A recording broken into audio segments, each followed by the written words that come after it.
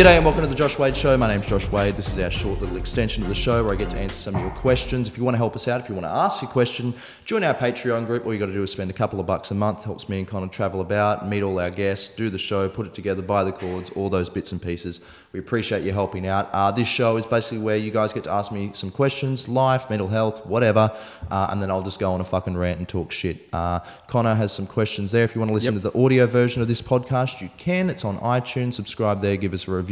That's all my plugs. Let's fucking go. Sam wants to know, do you think failing school is as bad as it's made out to be? Fuck no. Fuck no. I failed in drama and media.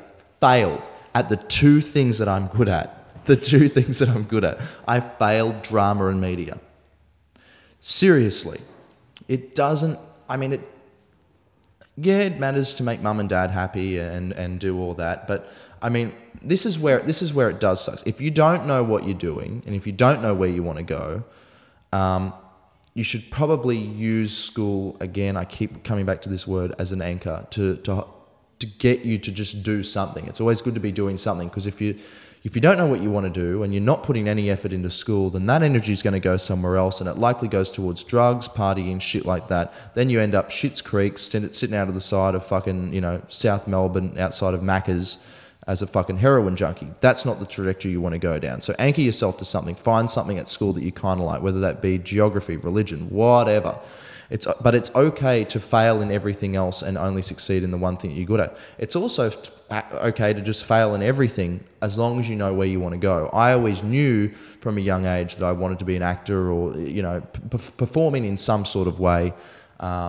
So I didn't take drama seriously. I always sat there and thought, well, we were constantly being taught other, techniques of, these people that had come up with all these amazing acting techniques, and we had to learn them if we wanted to become better actors. And I thought to myself, well, these cunts only come up with these techniques learning it themselves anyway. So I'm going to figure it out how I do it, guerrilla mode. So that was like with editing, with everything else. I had a chip on my shoulder, which can be good to have if you know what you're doing. Don't be an arrogant asshole about it like I was, but it's okay to go, I think I know what I'm doing. I have my own way of doing it that I feel more comfortable doing, that I feel like I'll succeed in it. Maybe it doesn't fit the curriculum, but, as long as you can channel that and then go out and do it still, and don't go, I know how to do it, and then don't act upon it, don't execute on what you want to do, then you'll be fine. But I don't think, really, like, I keep coming back to this as well, is if you want to succeed in life, in today's day and age, you can do it with anything. You don't need a fucking business degree to go out and start a business. I didn't know how to fucking pay. My main issue is that in school, the one thing they should be teaching everyone is how to fucking pay your tax and how to fucking run all that shit, because your one obligation to society, no matter how much of a good cunt or a shit cunt you are, is that you owe money to the government to do something with. You owe that. And they do not spend 1 second teaching you. And I believe there is probably a conspiracy behind that, or some sort of agenda of, oh, well, let's send them out into the world fucking clueless. The one thing they have to do, they're not going to have any idea how to do. I'm still figuring it out now. It took me 4 or 5 years to figure out how to pay my own tax, which I'm doing now, ATO, but they're a common theme in the show. The Australian Tax Office. The Josh Wade Show, sponsored by the ATO, helping Josh pay back his debts. But find those. What the fuck was I talking? Now I'm stressing about my ATO bill. School. Failing in school. Failing school. Figure out what I did business class as well. I failed at that. And that's something that a lot of people look past, especially when you have, influencers and stuff like that and people on social media. In the real world, all I'm doing is I'm running a business. That's all I'm doing. And I'm looking at, instead of Ronald McDonald being the face of McDonald's, Josh Wade as a character is the face of Josh Wade, the brand. That's it. It runs exactly the same. I still need to make money. I still need to pay tax. I've got incomings and outgoings. I've got all these different things that are happening. So that's the main thing, is just figure out how you're going to make your money in whatever way you're going to do it, how you're going to pay for it, and go up and down. And the other thing is this is sort of unrelated, but one thing that I've learned, which took me a little bit as well, because I would make a bit of money, and especially early on in my career, I made some really, really great money. It's not fucking here anymore. It's gone. I spent it all on weed. But fucking invest that money back into what you want to do. Figure out what you want to do. Look at the, if you get 100,000 that lands into your account because you've done a really good job at the start, put that $100,000 into maybe getting a staff member to work with you. Hire someone that can go, I'm going to film you all the time and be able to work with you. Give them $50,000 a year just by doing that. And maybe, whatever bonuses on top. Imagine if I did that. You wouldn't have fucking between end of 2014 and start of 2016 where I made jack shit. Instead, I've taken, a year and a half step back because I didn't understand how to handle my money.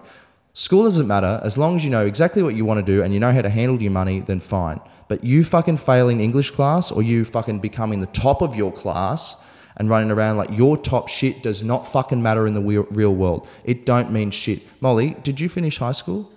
You did? When you went for a job, did they want your grades? No.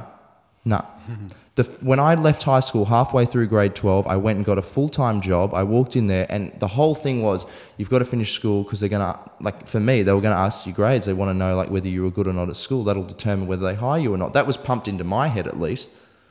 They didn't care. They didn't care. No, and they probably wouldn't ask that either. They wouldn't care if you didn't finish uni. Just be a good worker and know what you're doing and sound like you know what you're doing, and people are happy to look past it. Imagine if you've got the smartest person in the world. Steve Jobs comes knocking at your door. He wants to work for you, and you sit there and go, well, Steve, you didn't do good in maths back in 1972, and, you're a great guy, and we think you're really good, and we'd love to have you here, but, mate, the maths in grade 11's really letting you down. The real world doesn't work like that, so don't stress over it. What's up next? Jesse wants to know, do you think fear of success is a thing? Yes, very much so. I still have it today where I go, I don't know if I really want to go that far. Yes, of course, because success is the unknown, but you have two unknowns. Which unknown do you want to be in? The fear of knowing that you ain't going to do shit and that nothing's going to happen and you're going to live this fucking debilitating life of trying to pay the bills that you can't afford to pay because you've got a shitty job, blah, blah, blah, blah. Or going, holy shit, I could have all this. Wow, I don't know what it's going to be. I don't know what success is. I'm going to go into a different realm, a different world with different money and different expectations and all those different things. But you can learn that. You got this far. You learnt with the shitty part of life anyway. If you can deal with all this stuff down here, learning what's up here is only going to take what you learned down here. You take that shit up to the top and it's much easier to do.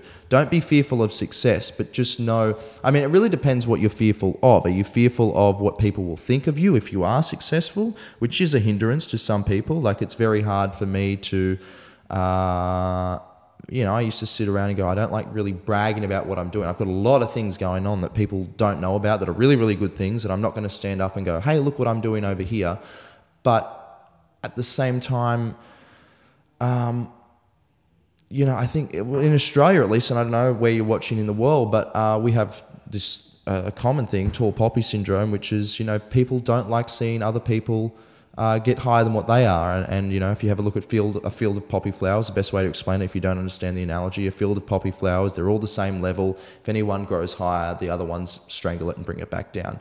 Get past that. Get past what people think of you, because it doesn't matter what people think of you doesn't change their reality, and it doesn't change your reality. Nothing changes in all of this. If I don't like Connor's haircut and I go, Connor, you've got a shit haircut, mate, I still owe a shitload of money to the ATO.